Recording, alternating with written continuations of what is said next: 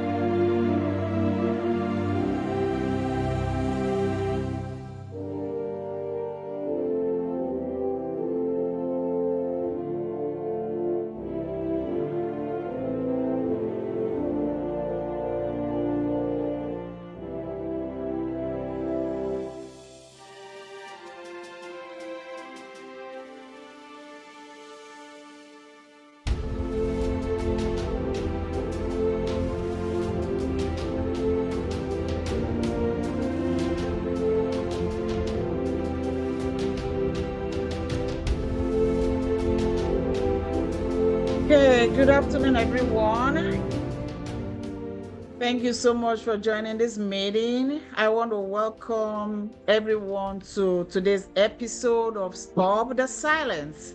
It's a special segment dedicated to breast cancer awareness, survivorship, and advocacy. And I am going to be your host, Dr. Mrs. Rosalind Borogan. And today we have the honor of speaking with an extraordinary guest, a true warrior, a survivor, and a beacon of hope, Mrs. Azuka Okafor. Mrs. Okafor is a 13-year breast cancer survivor, an accomplished optometrist, and a passionate advocate for women's health, wellness, and breast cancer awareness. Through her journey, she has dedicated herself to supporting cancer patients, caregivers, and fellow survivors. She has guided them through the emotional, physical challenges of diagnosis, treatment, and life after recovery. She inspires many by encouraging a shift in mindset, empowering others to embrace hope, strength, purpose beyond the disease. Beyond her advocacy, Mrs. Okafor is a successful entrepreneur and a proud mother of four, embodying resilience and determination in every aspect of her life. So join me as we delve into a powerful story, a passion for empowering others, and a mission to create a lasting impact in the fight against breast cancer. So our goal today is to raise awareness. We want to break the silence surrounding breast cancer. We want to encourage early detection and empower women to speak up. We want them to seek help. We want them to support one another. So we're going to dive into this life-changing conversation. So I want to thank you so much, Mrs. Okafor, for joining us today. So we're going to open up with a journey. Can you share your story? So tell me how you first discovered you had breast cancer and what you went through, what went through your mind at that moment. Mrs. Okafor. Thank you. Thank you, Dr. Rosalind. I'm glad to be with you tonight. 2011 June, I had a baby. Before then, I had one other child. When I had the other baby, I didn't have any issues. But with this other baby, I was always having pain in my right breast.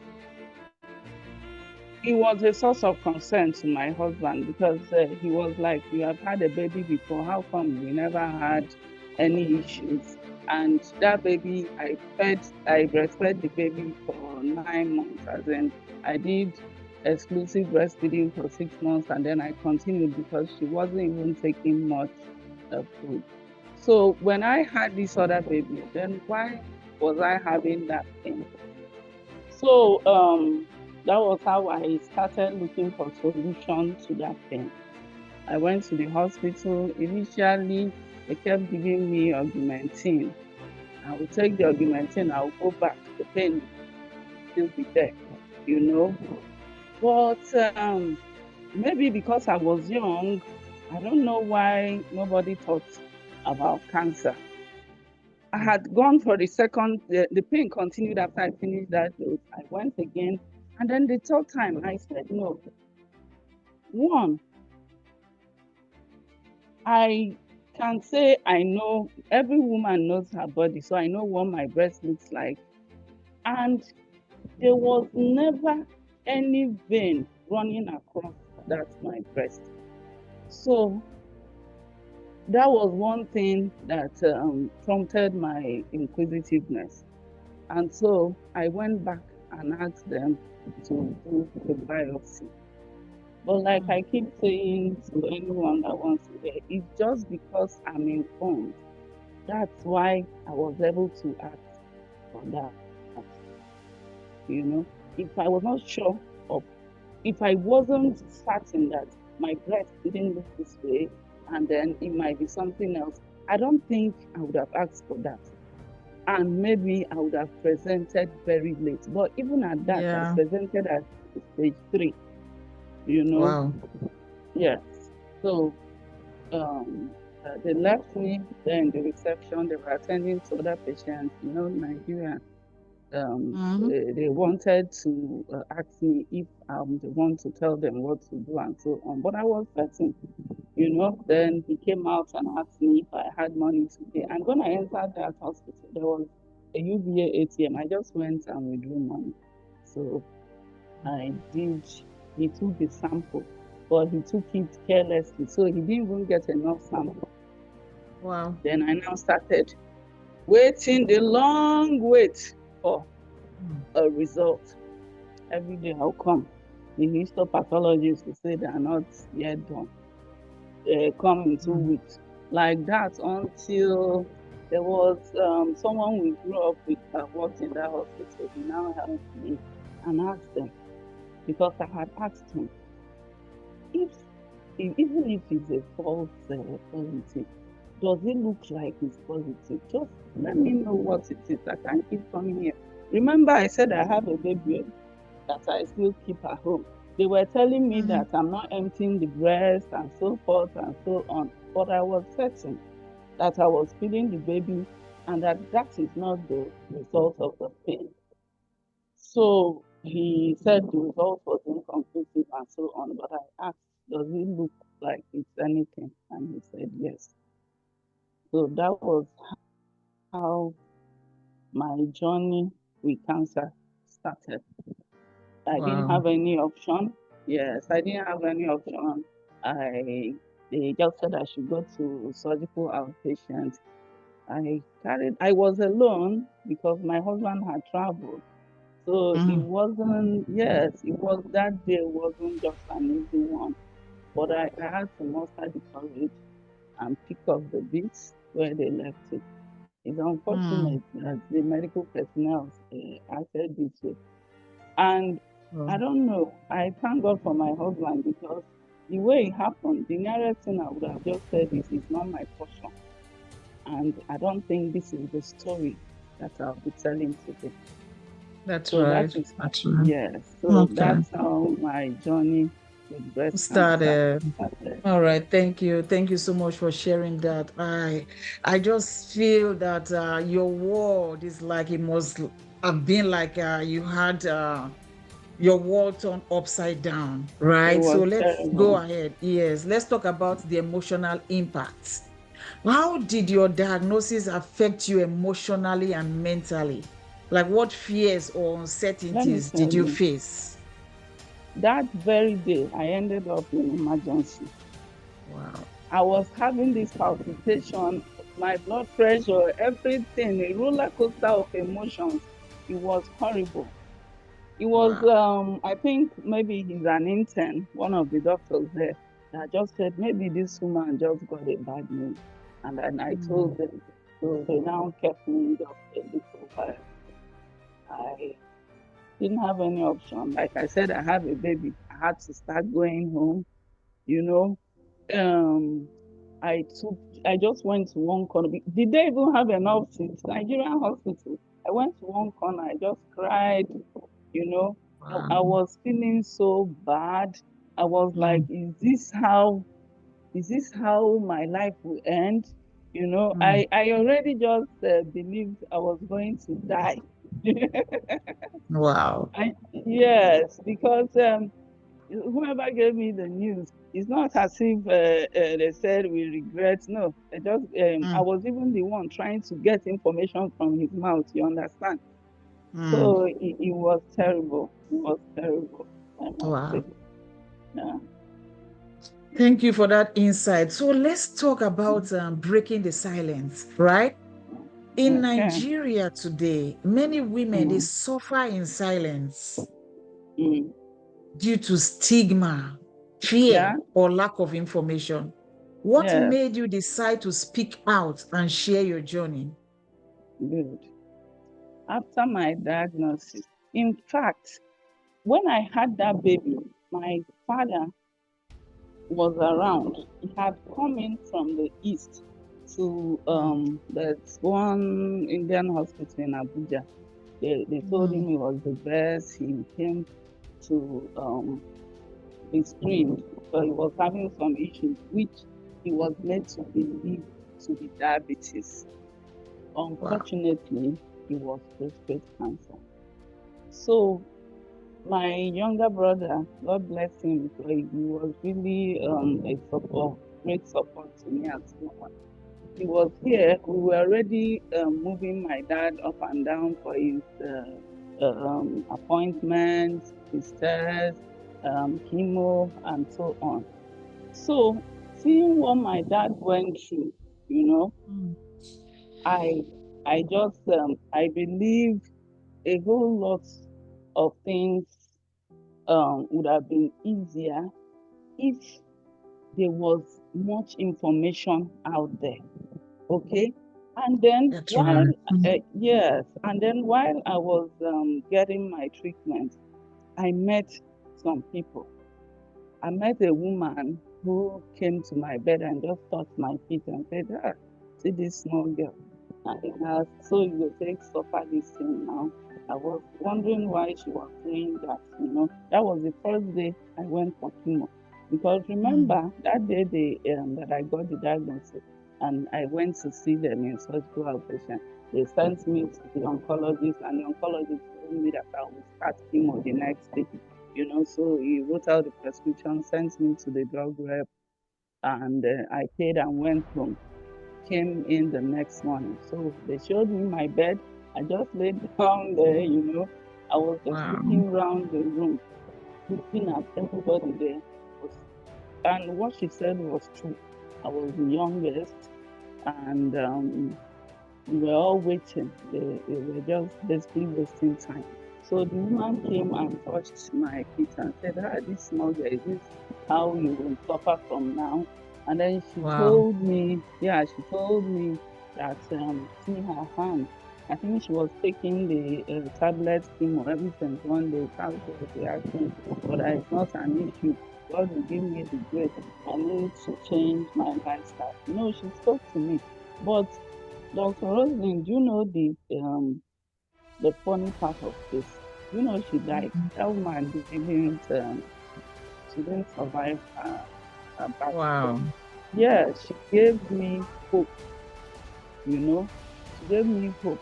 In fact, my husband was out of the country at the time. When he came back, I had to take him to the woman's house. So the woman Mm. now spoke to both of us. And when I was now having problems with my treatment, I don't know, they gave me chemo, they didn't give me anything to stop the vomiting. It was horrible. Mm. and so many things. So I was basically always complaining, and maybe they will see me as a nuisance. So I had to take my treatment abroad. So that woman also helped. We were looking at the US, but the woman said we should try India. It will be cheaper and we still get all we need. So that Mm. taught me that people need to be directed to the right things to do, where they'll get treatment, and the right frame of mind to pick up the pieces of their life and move on. Because immediately I That's got my right. diagnosis, I was confused. Like I said, Mm. I was alone. Mm. I just came. I was alone, so the confusion, the emotional turmoil, and all. So I decided that I will. All these people that are hiding the fact that they have breast cancer, I'm not going to join them in that mess. If we talk, people will know that you can survive this disease. People will know That's that right. if you follow what is laid out medically, that there's light at the end of that tunnel. So That's that, right. yes, that Mm. made me keep to say to start talking. And the truth is that here we believe that it's an Oyibo disease, you Mm. know, and that it's only for the aged. I was told that it's a reward for the things I've done, and that's why I had cancer. You know, I Right. I was told that if I enter the theater, I would die. A lot of Mm. rubbish, you know, a lot of rubbish. So if we do not break this silence, people will still remain believing all that trash and the myths that does not exist and does not hold water. Okay, but if we talk, we are educating the populace. They know that even though your hair will fall off, it does not mean that you're going to die. But if your hair falls off after the chemo, it will grow back. It will grow back, and a whole lot. So we need to advocate for better access. All those ones that, a lot of people, when they just get this diagnosis, they're going to a prayer house that this man can cure it with, what do you call it, holy water and anointing oil, Yeah. you know. Mm. But they forget that faith without work is dead. I do my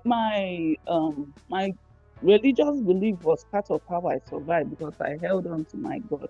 But then you cannot just be believing that the God will work the miracle out of nothing. If you are going through the treatment, God will perfect your healing. That's So, right. and yes, that is part of why I like to Mm. talk. And I want to talk because some people will waste their time taking a book, and then by the time Mm. they're It's presenting when late. there's already metastasis, and and there's nothing you can do. And they forget that when you Mm. present early, you spend less. Because when there's metastasis to other organs, you're going to spend quite a lot. And Nigeria, where access to healthcare, treatment of cancer in Nigeria is very, very expensive. I know everywhere around the world is expensive, but it's in millions here, you know. But if you present at that earlier stage, it's still you still have a very high percentage of being part of the survivors. That's right. You are very correct. Thank you so much for sharing. And thank you for being a voice that encourages women to speak up and prioritize their health. I believe very Yeah, strongly that early detection and advocacy is key. So I want to thank you so much for all you do. So let's go ahead and ask questions on early detection and advocacy. What message do you have for women who hesitate to go for screening or ignore early warning signs? What message do you have for them?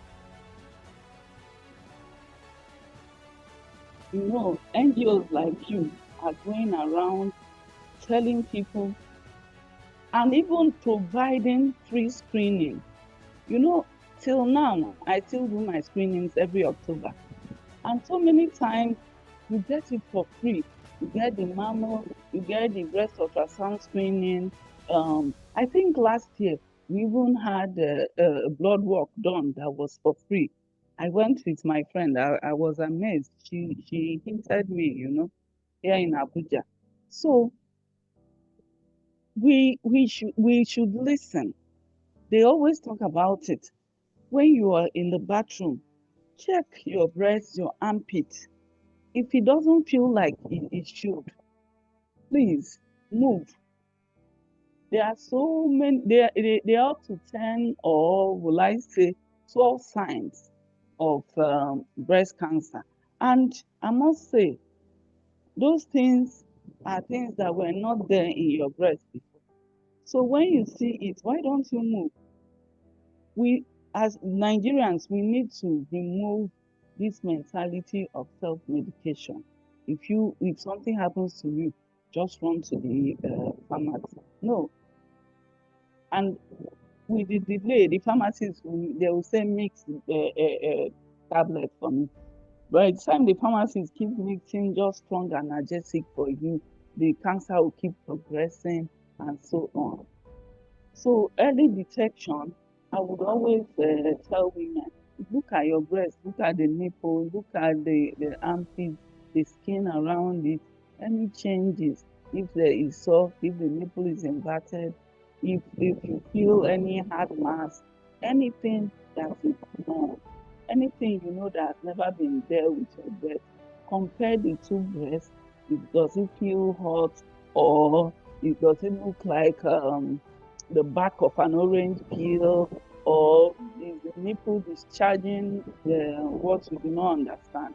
Please and please make a move. Mhm. Yeah. Yes, make a Yeah. move. Mm-hmm. Everything is not what you take for granted. Cancer is on the increase. Or maybe it has always been like this, but because we are not really hearing about it, the influence of the Social social media. media Mm-hmm. and so Mm-hmm. on, Mm-hmm. but now it's Yeah. on the increase. So I do not understand how someone will still feel these things and will keep quiet. And then That's right. some women, some of the problem women have, I like when I was undergoing my treatment, I know one girl, she's single. She was engaged at the time, and Mm. the fiance said she should not cut off her breast. That girl, she didn't make it. So she kept coming to the clinic, and I was wondering why delaying the evil day? Why allowing this thing? It's not part of your body. Take it out. So early detection still remains the key, Yeah. because Yeah. if you present early, it will not spread. It will still be in the primary site, and it will be Mm. very easy to manage. Yeah. Yeah, thank you so much for sharing. That was great. So just to piggyback into what you said, I think most women support system, that is key, Most women they don't have a good support system. And I think that could be a factor, that prevents them for ignoring early winnings, early warnings and getting screened, And when it comes to treatment again, just like you said, mastectomy would have been a very good thing for that young lady you just spoke about. Yes. But because the support system was not there, you can imagine the fiance telling her not to take off her breast. At the end of the day, it was detrimental, it was fatal. So let's go ahead and ask a few questions about our support system. So who or what kept you going through treatment and recovery? I was one of the lucky few, because I can tell you for free that my support system was great. My Good. husband, my brothers. You even notice that my brother is joined us on this program. Chinedu, Oh, God he will was the bless you. Okafor, right? Oh Okay, I yes, see. oh yes. That boy did not go for NYC because he was with me. Oh, You know, I wow. was always tired. I was vomiting. I could not drive. I could not do anything. And like I said, I had a baby to take care of. So Hmm. he was there. My husband, he even sold a property to complete my medical bill. You know, Wow. the funny thing is, he was the one that pushed me. When I was having the pain, he was the one that said that, how is it possible that I'm having this pain? That I have had a child before and there was no pain till I finished. She was Mm-hmm. 3 at the time I had this one. So that's Mm-hmm. yes. And then when we were going to the hospital, he was always with me insisting, like I said, that they didn't want to listen to me. So um, my my church, my church here is like a family. Even when for the months I stayed in India, they prayed for me every day. They came to always visit my children, my brothers. They sent me what they had. So uh, I must say that for you to pull through treatment and recovery, you need a good support system. Yeah. Because is it the finances? Is it even personal care? Like I said, I don't know the kind of chemo they gave me at first. I was always vomiting. I was Wow. weak. Yeah, someone needs to. And then when you lay down there for hours receiving chemo, it's someone that will feel, my brother, this thing they do, he will go and get me food. He will come and ask me, are you all right? And so on. So Wow. yes, I thank God for the support system I had. Friends, relatives, they were there. Although I still had a few, like I told you, someone said that it was as a result of what it was a reward for the things I had done. But to those negativities, I blocked my ear. Yes, Wow. because the people, yes, and that's why I'm still emphasizing on my support system because the people that matter were telling me the right things and were encouraging me. And at that time, if there's something I needed to eat, they will all join me and eat. Whatever I said I wasn't going to eat again, they stopped eating it in the house. So Oh, that's I nice. honestly I bless God for the kind of support Yeah. system I Yeah. had. Yeah. You Yeah. know, Yeah. like Yes. when maybe my white blood cell was low and I was to take the drip of olive to go to daddy thing, very bitter. We will just Mm. pour it, me and my husband. He will count 1, 2, 3. When he pours, I will pour and I will swallow it. But it's something that on a normal day, I tell you, I cannot take it. It's very bitter. So Yeah. it Yeah. really helped a whole lot. I was never transfused because all those things I needed to eat to boost my blood, and so he will follow me and eat.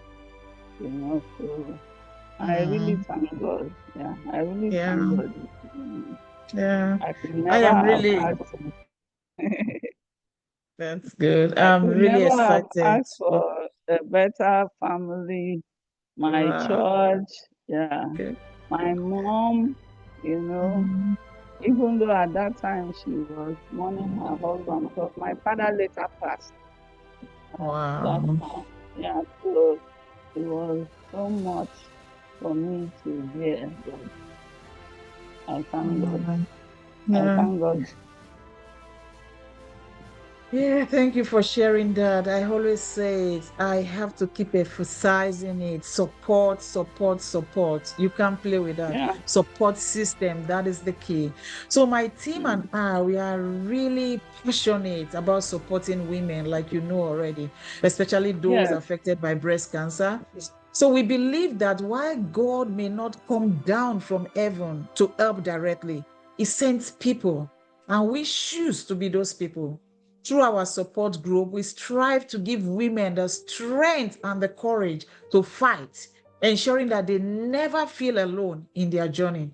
That's why we provide free prostheses, breast prostheses, bras, and other recovery items to help them regain confidence. We want them to heal with dignity. So, our ultimate goal is to empower these women and advocate for the creation of a strong, sustainable support network for our survivors. And we'll see that happen. So let's go ahead and talk about life after survivor, right? After But survivorship.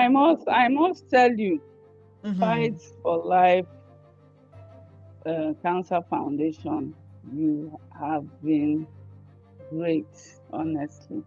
You will not understand how women feel left alone, you know, and how they feel so vulnerable Mm-hmm. after mastectomy and battle with cancer. And you are here providing the prostheses, the mastectomy bras, even wigs, swimming trunk, a whole lot. I have seen what you do, and I must thank you because you have brought hope. I saw women in that hall; they were all smiles, and it's not as it's not like the Nigerian thing. What you brought was quality, and you gave it out for free. So God bless Mm-hmm. you, and may God Thank continue you. to strengthen you. So Thank you. you brought education. You know, a lot of them they were wowed by the scientific sessions, the testimonies. They had never come close to seeing anything like that. They have all been maybe cocooned in their shell. You know, people don't like to say they have cancer. They don't want to be associated with that disease and Yeah, so on. yeah, yeah. Yeah, you know. So Mm-hmm. what you're Mm-hmm. doing is great. It's great, honestly. I pray that God gives you the strength to take it to other cities Thank because you. there are so many women that need to be reached. You know, some of them didn't know that such things existed. You know, they were just feeling timid about and not having self-worth again because maybe one of the breasts is flat and so on. But when they saw that, I had to even show a few people how to put it, and they are amazed. So Mm-hmm. thank you very Mm-hmm. much for what So you we'll, did. we'll come to that towards the end. Thank you for your kind words. Really appreciate that. But we'll have a specific question on that. But before we do that, I need to ask you about life after survival. So, how has life changed since becoming a survivor? What lessons have you learned? I learned a lot. Yes, one, I learned that it's not it's not like you're not free. You know, anything can happen to anybody. So you and try and be nice to somebody, show empathy, understanding to any other individual around you. The person that has cancer today never asks for it. You know, it's cells that started to multiply unnecessarily. So I also learned that we must pay attention to our lifestyle, to our health. It's not what just you just live like that. I learned that there is no age bracket to any disease because honestly, at that time, if you tell me I was going to come down with cancer, I would have been like, what?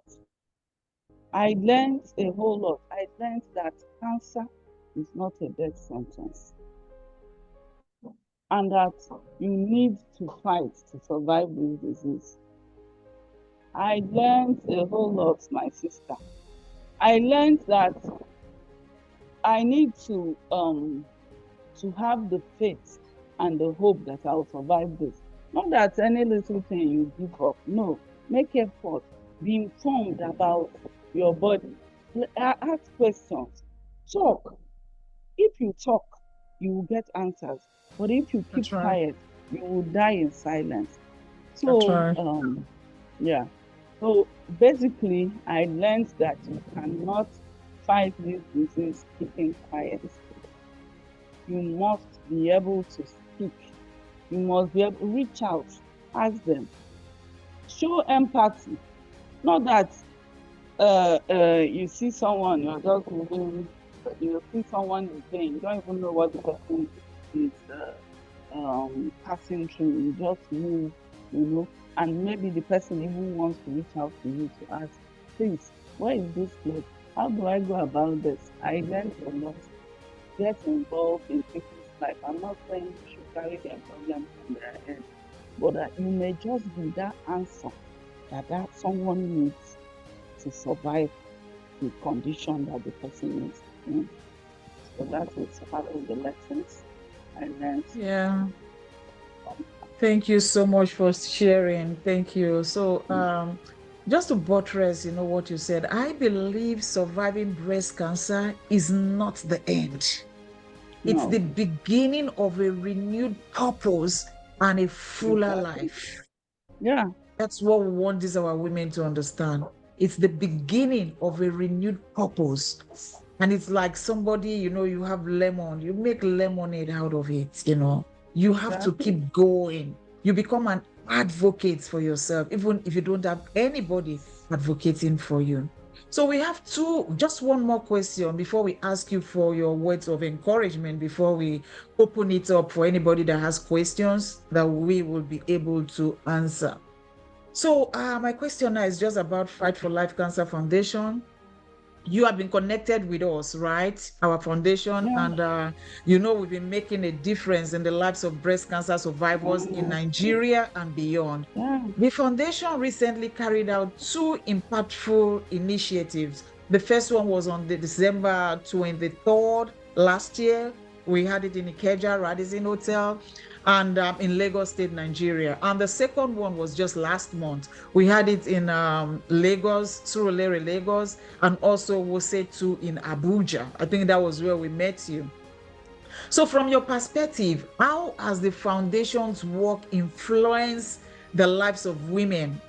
And how have we supported their journey to healing and thriving after breast cancer? We really want your just tell us how it is, what you felt. Be transparent and just let us know. Thank you.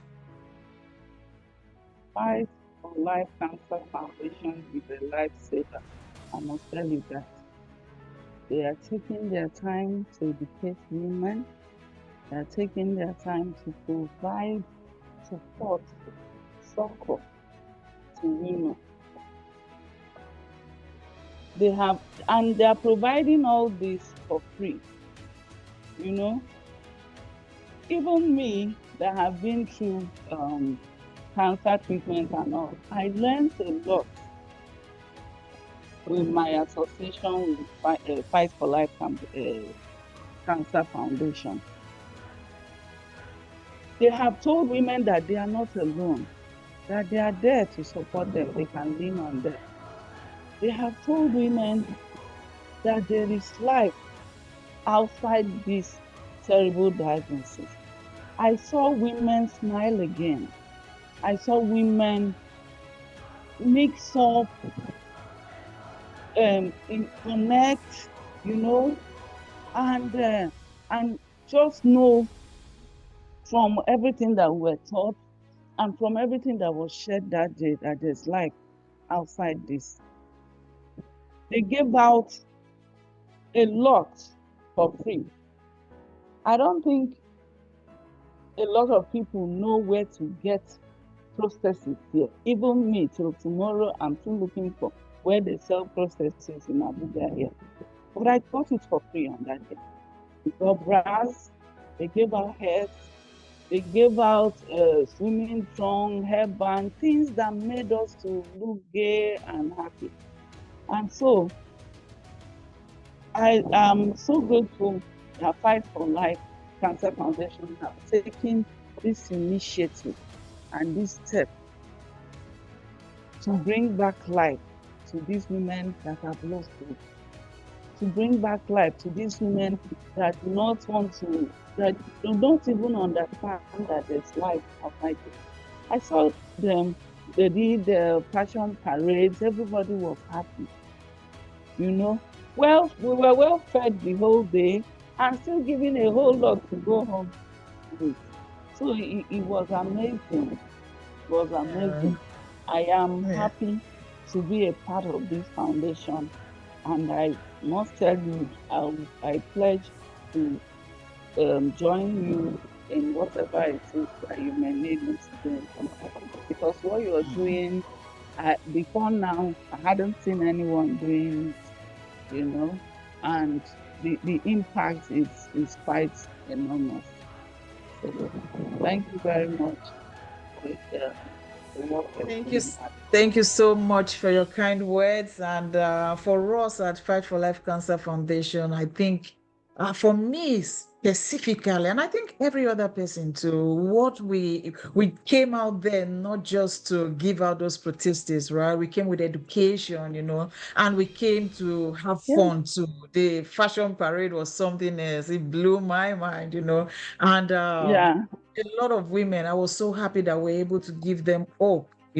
Just seeing people say thank you. That for me, it made my day. It made it worth traveling all the way from the United States to Nigeria in Africa, just to put a smile on the face of people, women that have had breast cancer. And before I let you say the final words of encouragement, I want to use this opportunity to shout out to our sponsor. We are really grateful. Sambi, thank you so much. You are awesome. Jasmine, you are great. We really appreciate you. Without you all, we can't do what we are doing right now. And we thank you so much because we know you will consistently support us. So before we wrap up, Mrs. Azuka, what powerful message would you like to leave for our listeners today? I would like to say, please do not suffer in silence. Speak up. Yes, speak up. If you speak up, you get answers to your questions, and the answers to your questions will solve your problem. I would like to say, get screened if you notice anything that is not how it has always been with your breast. Get screened. Ask for help. Don't feel you're alone. There are people like this Fight for Life Cancer Foundation that are out there to help you, to educate you, to direct you, to help you survive this awful disease. I would like to say you are not alone. There are other people with this disease and they survived it. Cancer is not a death sentence. They survived it because they did the right thing. And what is that right thing? Allow the medical personnel to do what should be done. And I will say, even if unfortunately you did not present early, do not worry. We met people at that conference that were at stage 4. Like the man that we saw his picture, that showed his picture and addressed us. The man is a mighty survivor, you know. We saw how far he had gone and we saw how he got better. I would like to say, I would like to say there is nothing, there's nothing to be afraid of. Is it the hair that will fall off? You can always have the wigs. Is it the breast that will be cut off? You can always, you can always have prosthesis. I would like to say, let us support each other. I would like to say, let us encourage each other with early Yeah. detection. I would like to say, let us promote empathy. I would like to say, for people looking for where to donate, please can you donate to research on cancer? I would like to say understanding, please understand someone else, one another. Not that if someone speaks to you, you're not even listening to understand, you just dismiss what the person is saying. You may just have an answer. You may just be the gap to that person's survival. I would like to ask the government to advocate and promote better and accessible healthcare. And I would like to say everything is not my portion. When you see a few things, please do not resort to self care or self education. Go in and have that breast checked out. In the beginning, it may not cost you as much as it will cost if you neglect it and allow it to metastasize. So that is basically what I would like to say. And that finally, I want to say that cancer is not a death sentence. I am a survivor. I went through chemotherapy, radiotherapy, surgery. Now here, this is 13 years I'm counting. And I know I'm not going anywhere yet. And I'm telling you that if you have these fears in you, you should please let it go. If you have any diagnosis and you're having a lot of those naysayers around you, please block your ears and go in for what you should go in for. Accept a thorough medical treatment, and you will be glad you did.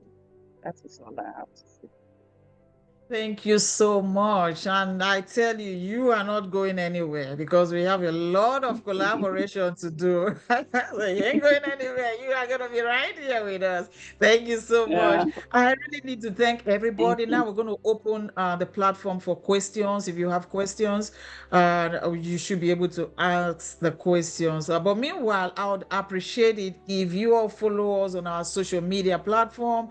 We have our Instagram, Fight for Life Cancer Foundation, at Fight for Life Cancer Foundation. We have LinkedIn, we have YouTube, all the social media handles that you can think about. Just follow us. We'll really appreciate that. So at this time, we're going to open the platform for questions. If you have questions, we'll take the questions, either for me or for Mrs. Azuka. Thank you so much, everyone.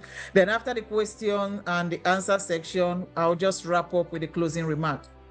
And it's going to be in another month again. We'll get together.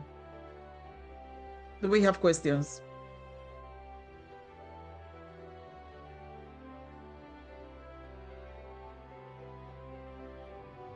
I think if we have question, you can just go ahead and unmute yourself. And let me ask my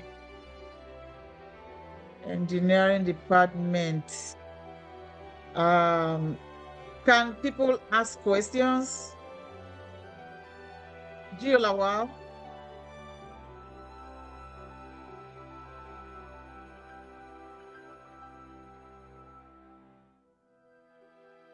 Gio Lawal. Yes, but they can. They can unmute They themselves. can? Okay, you can unmute yourself and ask questions, please. All right.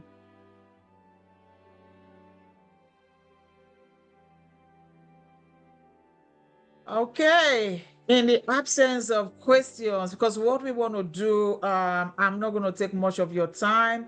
We want to do these meetings less than an hour, maximum 1 hour. So right now is just 10 minutes. So we have 9 minutes. I'll give 1 minute, wait for 1 minute. If there's no question, we're just going to take the closing remarks and we'll see again next month. So time is going.